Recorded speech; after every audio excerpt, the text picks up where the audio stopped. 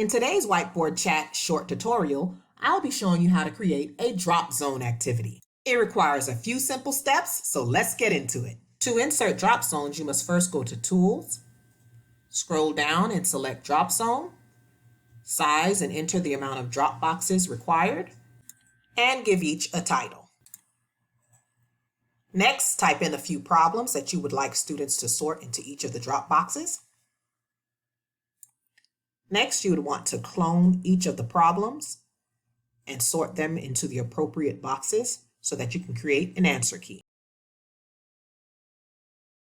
Now that that is set, we're ready to go ahead and activate our drop zones. To do so, you must right-click into the drop box, select Add Answers and Points, assign each box a number of points, in this case 5, save it, and do the same for the other drop box.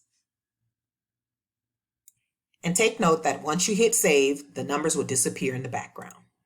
So that students will be able to move the objects, you must enable the ability to do so by right-clicking on each problem, selecting Enable Student to Move, and do the same for each problem.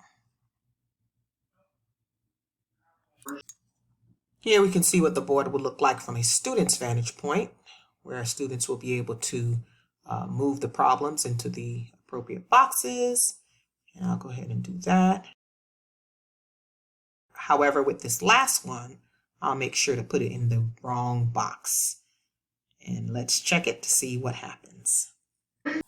Back at the teacher's board, we'll go ahead and click the 3 dots, then scroll down to Open Class Book. Make sure you indicate the page where you want it to be auto-checked.